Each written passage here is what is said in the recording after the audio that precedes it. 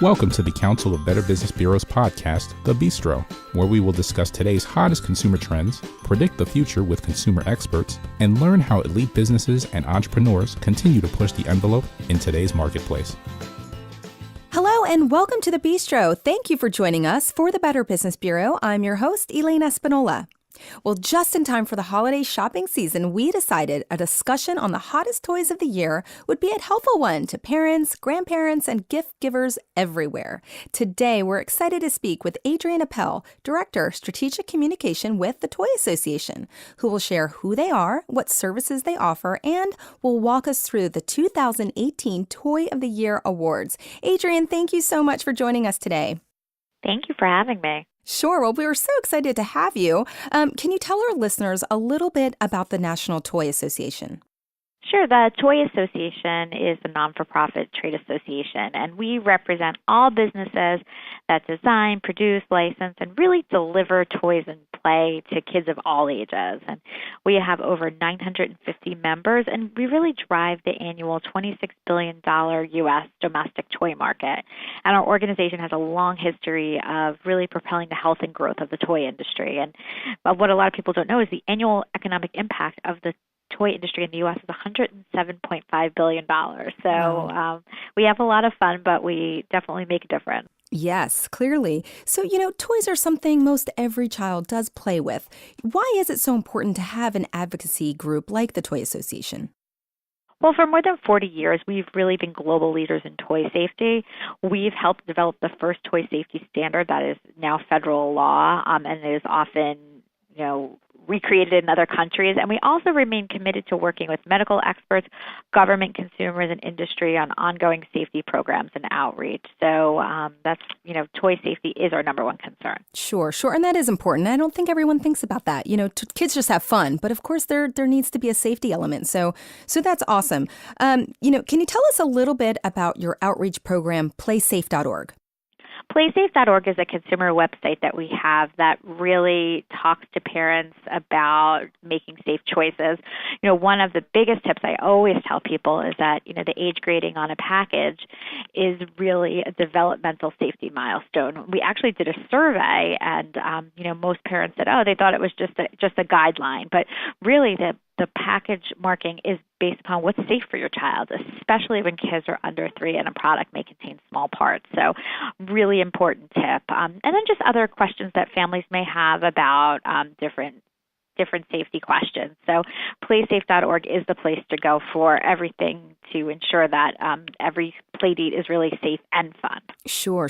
A really great, as a parent, I understand, small toys and kids put everything in their mouth. And sometimes gift givers, maybe they don't have kids or it's been a while and they don't remember. So it's also a great place for anyone to go and really get a good idea of the age range of the child you're looking to get a gift for and what is safe for them. So thank you. That's awesome. Playsafe.org.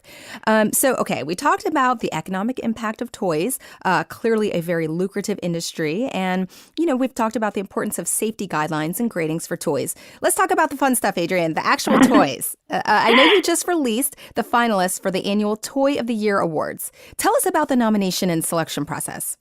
So the Toy of the Year Awards really honor the best of the industry.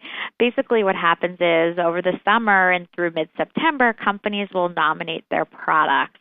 There are about, 17 different categories this year. And then there's a nomination committee, and that is comprised of play experts and journalists, retailers, academics, and other toy experts who comb through the hundreds and hundreds of nominations, and they determine the official Toy of the Year Awards finalists. So voting for this year's winners opens on November 3rd, and it will close January 5th. So, families can go online and they can vote for their favorite. I also think that toyawards.org, the website, is a terrific resource to kind of get a handle on your holiday shopping because, one of the questions people always ask me is, what's the hot toy this year? Sure. And, my answer is not always what they want to hear, but there's not one hot toy. It's really what's hot for your child. So, I have a 4-year-old girl, and what her, huge, exciting gift is going to be very different than my 2-year-old boy. So, Absolutely. keeping safety in mind as well. But you can drill down by the kid's age, by their interest, and there's over 100 nominees this year. And the one thing they have in common is they are just all so much fun. So I encourage everybody to go to toyawards.org to kind of check out all of the finalists. Awesome. I will definitely be going to that website. Can you share some of these year's finalists with us here on the podcast? Yes, I can. So, as I mentioned, we have a ton of different categories, and I can kind of just go through some of those finalists there. Sure. Starting off, we have Action Figure of the Year. And, one of the nominees is the Marvel Guardians of the Galaxy Dancing Groot figure from Hasbro. So that is a really fun take on an action figure. Also, the WWE Superstars action figures are going to be really huge this holiday season. Collectibles are such a hot trend right now. So some of the collectibles that are on the list is LOL Surprise, which if you have kids that are into it, you probably know all about it. Sure. It's kind of taking that trend of unboxing and then putting it within a toy. So kids love that. The same thing with the Pick Me Pop Surprise Pack. That's another one.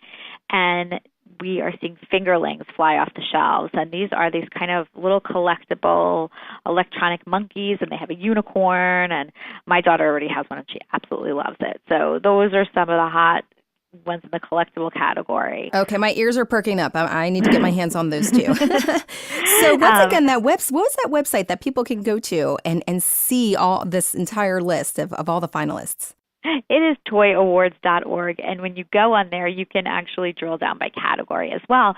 What's also really fun is that when you vote for your favorites, you can enter to win all the toys in a given category. And what I also like about that is it's open till January 5th. So once your kids have unwrapped the toys and you've played a little bit, you could make your choices then based upon your hands-on experience with probably a lot of these toys that your kids will be asking for this year. Yes, I love that. And so talk to me about some of the tech toys of the year this year.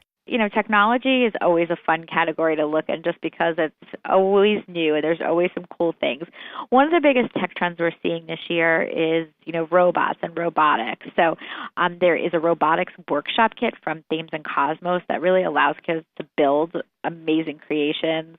Also have circuit cubes, the Lego Boost Creative Toolbox, the Piper Computer Kit. So really taking that science, technology, engineering, arts, and math trends and really focusing on robots. And what's really cool about the tech toys is a lot of them are teaching coding, and it's not just a watch me toy. It's really allowing kids to kind of use their brain and develop skills that are going to be so useful as they get older. Absolutely. That's awesome. And I'm not complaining, but man, toys are not like they were when I was a kid. And this is awesome, talking about tech toys and things like that. And again, when you have children, you realize that that really is the direction of everything. And so much of what they do is geared towards the technology. And that's pretty awesome that you have, this best tech toy of the year and people can check it out and parents and kids can go and give their reviews after trying these toys. That's really awesome. Now, I know you also have a toy foundation. Tell me about how the Toy Awards supports the Toy Foundation. Well, the Toy Foundation works year-round to kind of bring the joy of play to kids that wouldn't have it otherwise. So they work with different organizations like CASA, Court-Appointed Special Advocates for Kids in Foster Care, people who are affected by natural disasters. Unfortunately, there were so many families that were displaced due to hurricanes this year. And so really the foundation is ensuring that these kids still have an opportunity to play. Often when something's going on, people are thinking about food and supplies, but, as time goes on, kids really need to return to normalcy. And sometimes when, school might not be in session or they're not in their home, just really having the comfort of having, their very own toys really helps kids to cope. Oh, yeah. The Toy Foundation works with us, and for the Toy of the Year Awards, we have an event in New York City in February, and the proceeds from that event go to support the foundation. So, companies come together, and it's about giving back. And overall, the toy industry is a very philanthropic industry through the Toy Foundation as well as through charities of some of the companies have charities of their own, or they're very active in their local communities. So, it's a fun business, but it's really philanthropic. And at the end of the day, making sure that, kids are having fun playing, and that, families are able to kind of bond through play. Sure, absolutely. That is awesome. Thank you for sharing that about the Toy Foundation. Is there a way, do you think, for people who want to just donate towards the Toy Awards to go to the Toy Foundation, or is it simply as, an attendee of the Toy Awards, it's all going there? But can you donate in any other way? The Toy Foundation, you can go to their website, it's toyindustryfoundation.org, to learn more about them. They can't accept toy donations, but they can accept monetary donations. Okay, awesome. Well, this is a great conversation so far, and I know people are really going to be checking out these awards, especially as we are here near the holiday season and the shopping season. Adrienne, what are your top 3 tips for anyone looking to buy a great toy this year? Well, my top 3 tips, I'm going to reinforce some of the stuff that I said earlier. Really make sure that you're checking the age grading on a package, because that is going to really help you choose a safe toy, but it's also going to help you choose a toy that's fun for your child. If you get your child something for a younger kid, they might get bored, or if it's something too advanced, they may get frustrated. So that's the number 1 tip.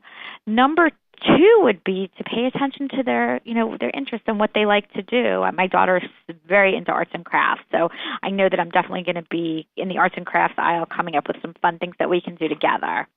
And I think that's my 3rd tip. Like, get play with your kids. It doesn't need to just be about buying toys for your kids. Sure, there are going to be things that they want, but are there toys and games that the whole family can take part in together?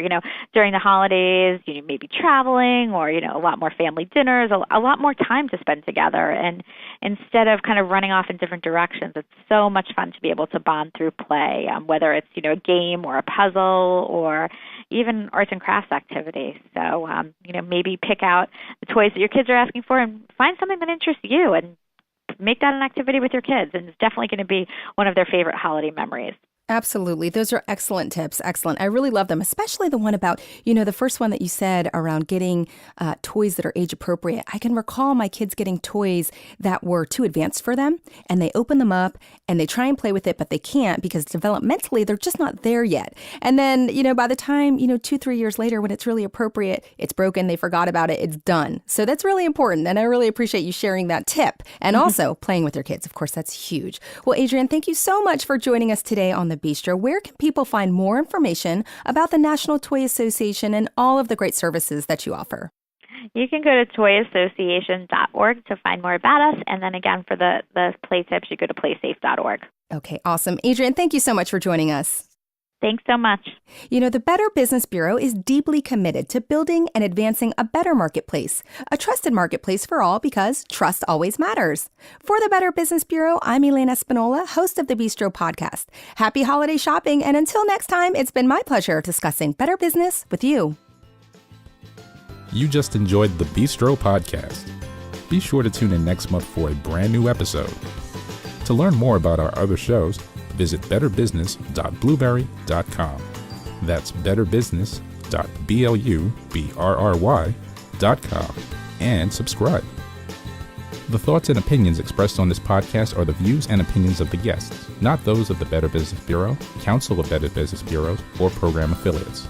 This podcast is for information and educational purposes only and is copyrighted with all rights reserved. This podcast is protected by Blueberry's Terms of Service.